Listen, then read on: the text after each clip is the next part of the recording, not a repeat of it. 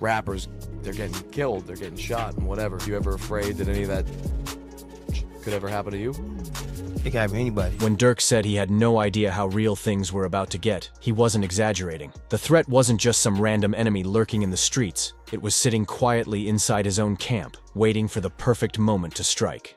One member had already betrayed him by cooperating with the feds. Now, new reports suggest that another insider is trying to take him down through the courts. So what's really going on with Durk and his crew? In this video, we're breaking down the betrayals happening behind the scenes. The ones that have left Durk fighting not only for his freedom, but for his life. The drama started unfolding in late 2024, when street rumors began to circulate. Word was that a member of ANF, known as Jam, real name Casey Hester, had allegedly been wearing a wire and secretly recording conversations for the Alphabet Boys. Industry veteran and certified street figure Wack 100 blew the lid off the situation during a viral interview, where he stated outright, "How would they know that music contracts was offered? Who would have to tell them that?" Well, prosecutors state that these transactions and the informant's recordings played key roles in linking Lil Durk to the murder-for-hire plan.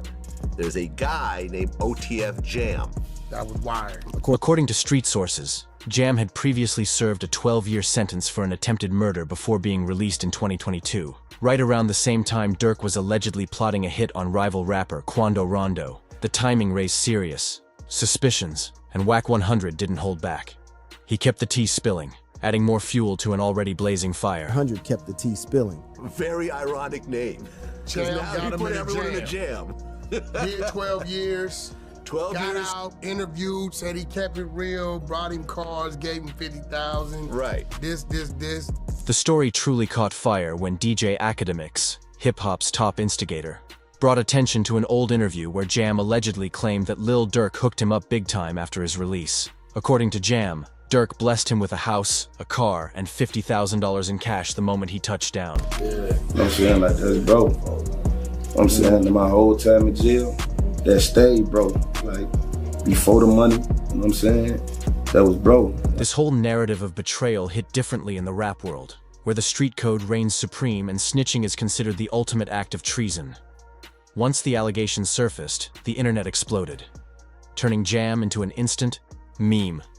One viral claim alleged there was footage of Jam eating McDonald's in an interrogation room, sparking endless jokes like, "Bro flipped on Durk for a Big Mac and fries," and "he told for a Kai meal." The culture had zero chill. Whether the claims were real or not didn't matter. The memes spread like wildfire. Fans flooded social media with photoshopped fast food ads featuring Jam, and TikTok skits popped up of people snitching while devouring burgers. It was a perfect example of how the internet can spin serious allegations into viral entertainment, with no regard for the lives or freedom hanging in the balance. As his name got dragged through the mud, Jam finally spoke out. On December 17, 2024, he posted to his Instagram stories, "When the discovery comes out, you're going to see I'm not how the feds got onto us or built their case. I'ma let the paperwork come out because it's gonna tell it all." The denial seemed confident, suggesting Jam believed the court documents would clear his name. But one line caught everyone's attention: his use of the word us. Fans and commentators alike started asking, why include yourself among those targeted by the feds if you weren't involved? Was it just a careless slip, or a quiet confession buried in plain sight? The mystery only deepened. And let's be real, despite all the talk about this supposed footage, no one's actually seen it. Federal courtrooms are locked down tighter than Fort Knox. We're talking metal detectors, US Marshals, and strict security protocols. The odds of someone not only getting close enough to hurt Durk in that setting, but also managing to record it, slim to none. No credible news outlet has confirmed such footage exists. Security experts familiar with federal court procedures were quick to point out, in high-profile cases, defendants are kept heavily separated and monitored. The idea that someone tied to the case could get close enough to physically threaten another defendant? It stretches belief beyond the breaking point. Here's what we do know. Despite the frenzy over these rat allegations, neither Jam nor anyone with the initials KH is named as an informant in Lil Durk's federal indictment or any Justice Department paperwork. The documents do mention a witness, but but no direct connection to Jam is made. That silence leaves a vacuum, and the streets are more than willing to fill it with speculation. Legal experts tracking the case note that the feds often keep cooperating witnesses under wraps, especially in violent criminal cases. So the absence of Jam's name neither confirms nor denies anything. It's a legal gray area that's only added fuel to the fire. The chaos surrounding Jam shows just how hard it is to separate fact from fiction in today's social media-driven world.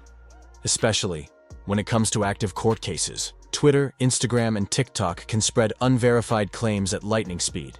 And in hip-hop, where snitching accusations can ruin careers or even get someone hurt, that kind of speculation can be dangerous. In Chicago's drill scene, just the suggestion of working with authorities can destroy someone's street credibility and make them a target. That's why the rumors about Jam hit so hard, and why his denial came with such urgency. Because in this culture, even a whisper can have life or death consequences. But to truly understand what's at stake, we have to zoom out and look at the serious federal case that started all this. It's a case that has one of drill music's most influential voices staring down the kind of charges that could silence his career for good. The indictment, the RICO charges, and the alleged hit on Quando Rondo.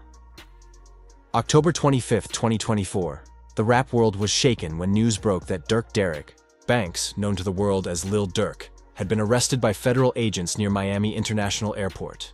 What many fans initially brushed off as internet cap quickly turned real when official reports confirmed Durk was facing major RICO charges, with the potential to lock him up for decades. The timing of the arrest raised eyebrows. Durk had reportedly been attempting to board a private jet to Italy, with additional shows lined up in Switzerland and Dubai. To many, that looked like a man who knew the storm was coming, a detail that prosecutors would later use against him in their argument to deny bail. Even DJ Academics, who always seems to know what's going on in the streets, was stunned. His live reaction showed genuine disbelief as he processed the possibility that one of hip-hop's biggest stars could be facing the fall of a lifetime. The allegations hit like a bomb in the culture. In the rap world, where loyalty is currency and snitching is a death sentence to reputation, the rumors about Jam flipped everything upside down. The streets were buzzing. Social media exploded. One claim in particular went viral. Footage supposedly showing Jam in an interrogation room scarfing down a McDonald's meal while spilling secrets. The memes wrote themselves. He flipped for a Big Mac, they joked. Bro traded the block for a Kai meal. Whether real or fake, the internet didn't care. The narrative was too spicy to fact-check. Photoshopped ads started circulating, Jam co-starring with fast food logos. TikToks popped up, reenacting scenes of fake informants chowing burgers mid-confession. It was meme culture doing what it does best, taking serious allegations and twisting them into viral content. But behind all the jokes, real lives and real time were hanging in the balance. Jam breaks. His silence with the memes painting him as a full-blown rat. Jam finally broke his silence on December 17, 2024.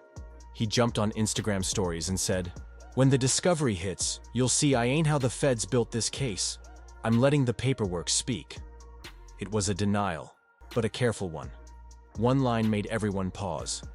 Jam referred to us when talking about those under investigation.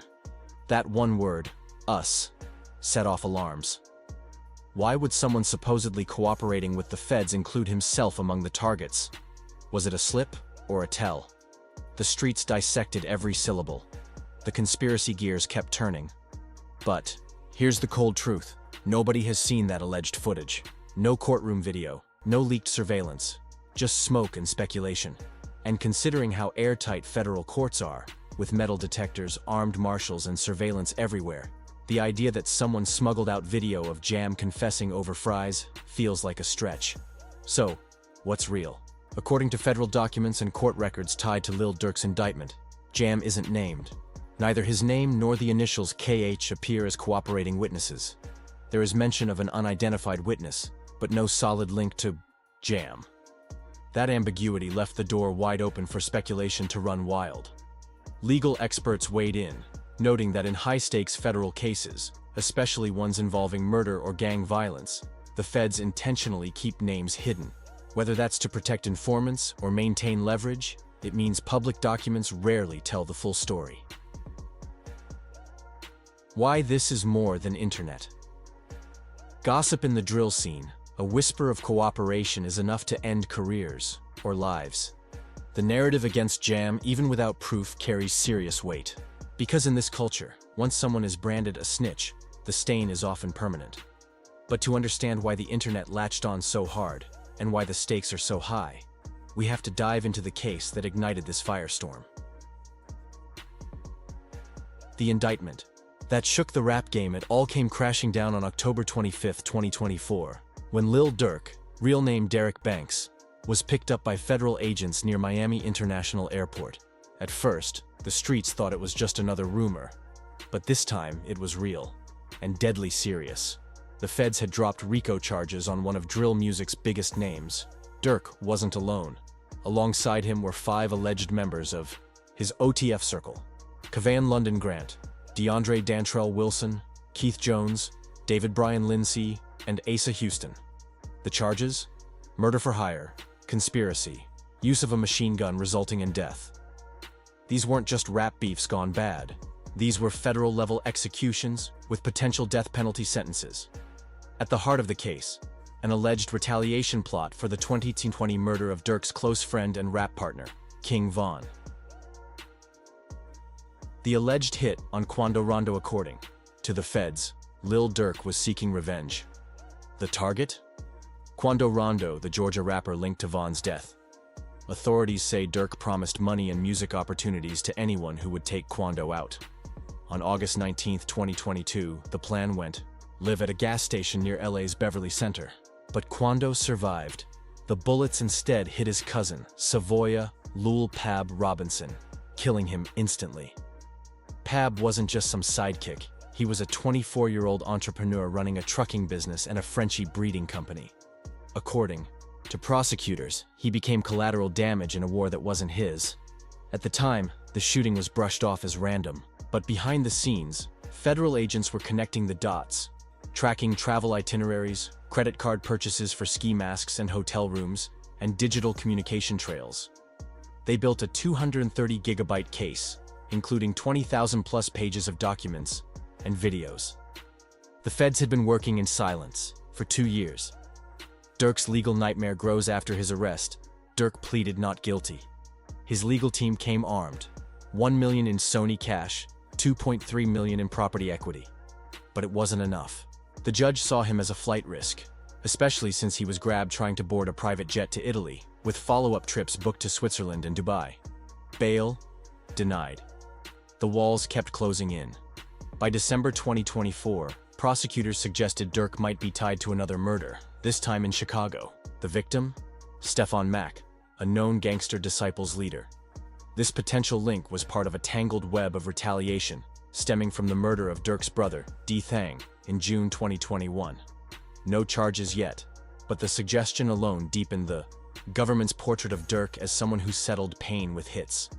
And if the criminal case wasn't enough, in February 2025, Lul Pab's mother filed a wrongful death suit against Durk, his business manager, and his companies.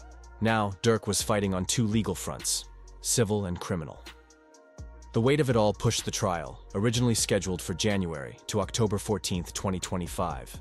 A delay, yes, but also more time spent locked in federal custody, cut off from luxury, freedom, and the world he once ruled. The lyrics, controversy, another twist? The prosecution wants to use Durk's own lyrics as evidence. Bars once thought to be creative metaphors are now being weaponized as confessions. Critics, including legal scholars like Eric Nielsen, argue this tactic is dangerous and biased, targeting black artists and criminalizing art. It's a debate echoing across hip-hop, especially after similar moves in Young Thug's RICO trial. The yacht culture reacts, but cautiously. The hip-hop community is divided. Some shout, "Free Smirk," while others go radio silent, afraid to get caught up in the storm. Supporting Durk too loudly could come off as tone-deaf. Abandoning him too quickly looks disloyal. So, most walk the middle line, waiting for more facts while keeping one eye on the case and one hand off the retweet button. A brotherhood that changed everything. At the core of this chaos is a brotherhood. Lil Durk and King Von, two souls forged in the fire of Chicago's O Block. Their bond went deeper than music. It was blood, sweat, and shared struggle. Prosecutors say that loyalty didn't die with Von. It mutated into revenge. And now it's that same loyalty that might cost Durk everything. Because this isn't just a rap beef.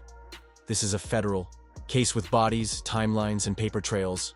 And no matter how many jokes the internet throws at it, for Smirk and those tied to him, this is real life.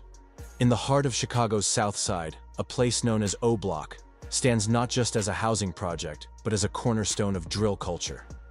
Named in memory of slain resident O.D. Perry, this concrete battleground birthed a generation of voices that would define a genre, and among them were Lil Durk and King Von. Their bond wasn't forged through music industry contracts or social media fame. It was born in survival, shaped by the same trauma-soaked environment, where loyalty wasn't optional. It was the price of staying alive. Durk wasn't just a fellow artist to Von. He was his mentor, his big bro, the one who opened the gate. December 2017, Durk officially signed King Von to his Only the Family OTF label. From a feared street figure with a reputation in the trenches, Von transformed into one of drill's fastest rising stars. His storytelling on tracks like Crazy Story 2.0, Like That, and All These exploded online. 24 million views in just 2 months. Von didn't just rap. He painted vivid tales of betrayal, loyalty, and pain with a clarity that few in drill music could match.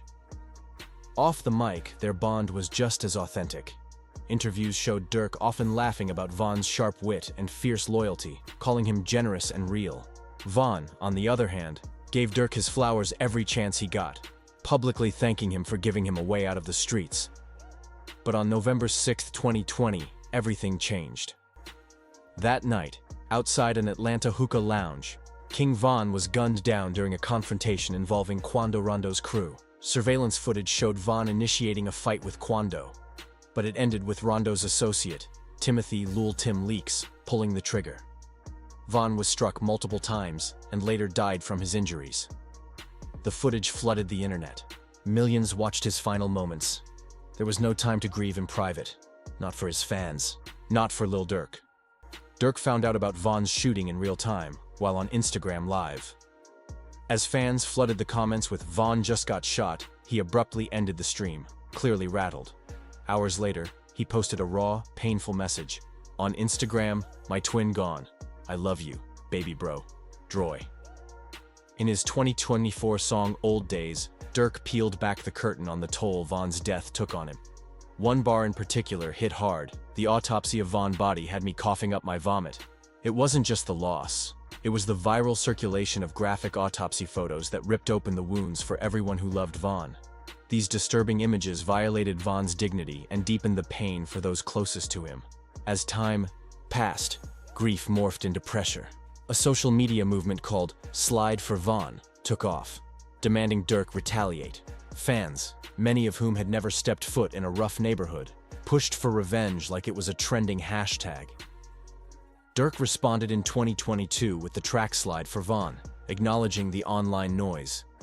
"They be on my page like, Slide for Von. I know they trolling me." But the internet wasn't letting up, wasn't. In a 2023 interview with DJ Academics, when asked about those calls for revenge, Durk gave a cryptic reply. "For some reason, I just don't see them comments no more." That single line sent social media into a frenzy. Was he hinting that he'd taken action? Or had he simply filtered the comments out of his feed?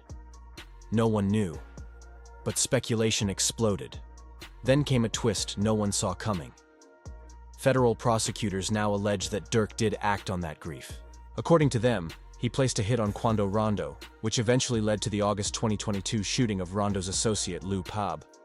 That incident, prosecutors say, is the result of a murder-for-hire plot orchestrated by Durk himself. But the legal murkiness doesn't stop there. The man who shot Von, Timothy Leaks, was initially charged with murder, but later walked free under Georgia's controversial Stand Your Ground law. That ruling, which many argue didn't match the severity of the threat Von posed with his fists, was a punch to the gut for Von's supporters. In their eyes, justice had failed, so the streets would decide what happened next. And that's where things get messier. In drill culture, justice isn't always served in courtrooms. It's carried out in alleys, through lyrics and coded Instagram posts. In a world where loyalty extends beyond the grave, get back isn't a wish, it's a vow. And for those who believed in that code, Vaughn's death couldn't go unanswered. Yet, Durk has never been easy to pin down. As his fame grew, so did his public push for peace. He's donated to Chicago schools, funded youth programs, and spoken about breaking the cycle of violence. While some see these efforts as real growth, others question whether they're a strategy to soften his image before trial. The truth? Probably both. As Lil Durk sits behind bars awaiting his October 2025 federal trial, the case's heart remains a tragic brotherhood, an unbreakable bond between two kids from O Block who beat the odds, only for one to be gunned, down in his prime, and the other now facing a lifetime behind bars. The prosecution will argue that Durk's loyalty and grief pushed him to retaliate. The defense will claim the artist and the man are two different people, and that Durk's real-life actions don't match the violence in his lyrics. Whatever the outcome, this isn't just a case about murder. It's a case about drill culture, grief, loyalty, and the razor-thin line between artistic expression and lived reality. For Lil Durk, the stakes are nothing short of everything. And for hip-hop, the verdict could change the way rap, revenge, and responsibility are seen in the court of law and in the court of public opinion.